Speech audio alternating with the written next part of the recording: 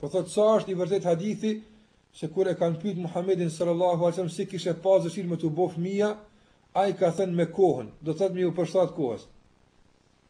Ky hadith zbesoj që as i shpifu nuk është, se ne mos sahih. S'ka kësaj hadithi.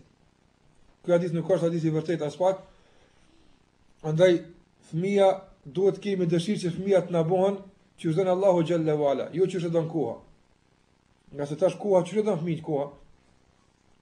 E don në forma që subhanallahu ai fëmijë ndoshta fillon që mos t'i përgjon asnjërit selemu muslimanit atë. Për këtë arsye besimtari edhe besimtarja, burri dhe gruaja duhet të lakmojnë dhe të insistojnë dhe të lutin Allahun xhalla wala që t'u jap fëmijë të harit që rriten ashtu sikur është Allahu xhalla wala i kënaqur. Andaj pejgamberi sallallahu alaihi wasallam kur na ka mësuar për edukimin e fëmijëve, na ka thonë kur t'i bojnë 7 vjet, urdhroni me u fal. Kur t'i bën fëmia 7 vjet, duhet me urdhru fëmin me u fal. E kur t'i bojnë 10, nga njëre këtë me bojnë në njërë pak ma të rrepth, që të mësojnë fëmija namaz. E s'ka thonë me konë që kjo atë sahi, kish me thonë Muhammedi s.a.s. kur t'i bojnë fëmija 7 vjet, ullin i para TV që të këshyrë të lajmet, dhe të merë që apo ndodhë, a qënë e për kursit e kohës, mësajnë i modën, s'ka thonë kështë pejgamberi s.a.s. Për ka thonë kur t'i bojnë 7 vjet, mësajnë namazin.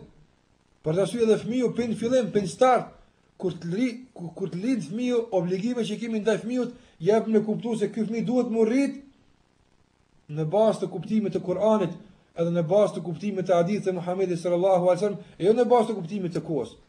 Për shembull, thot Muhamedi sallallahu alaihi wasallam, për djalin janë 2 dash, ndërsa për vazën është 1 dash, me e prej.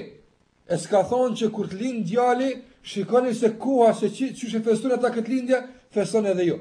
Mi pa e kalon akikën, therën e kurbanit për fëmijën, deri në yawmul qiyame. Pavarësisht a është kjo formë primitive, a formë klasike, a është formë moderne, çfarë do i formë të jetë kjo, kështu të kalon Muhamedi sallallahu alaihi wasallam që fëmia të nisë jetën këtë botë atë.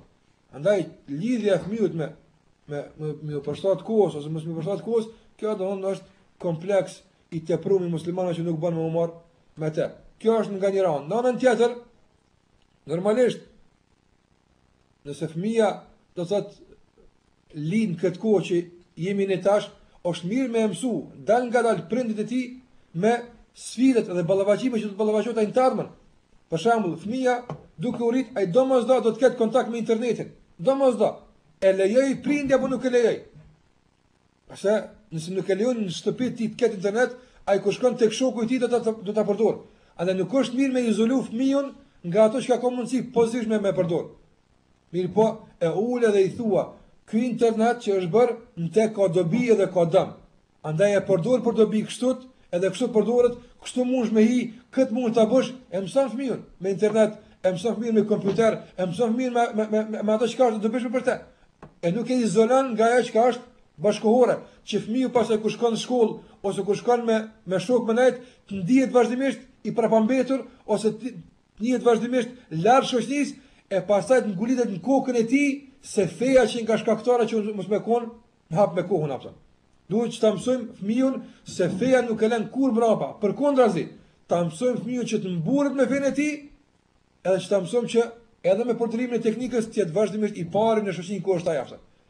E ti tregojmë atij se keqpërdorimi i teknikës, keqpërdorimi i internetit nuk është për parim. As nuk është progres, por përkundrazi është degadencë edhe është ju njerëzore.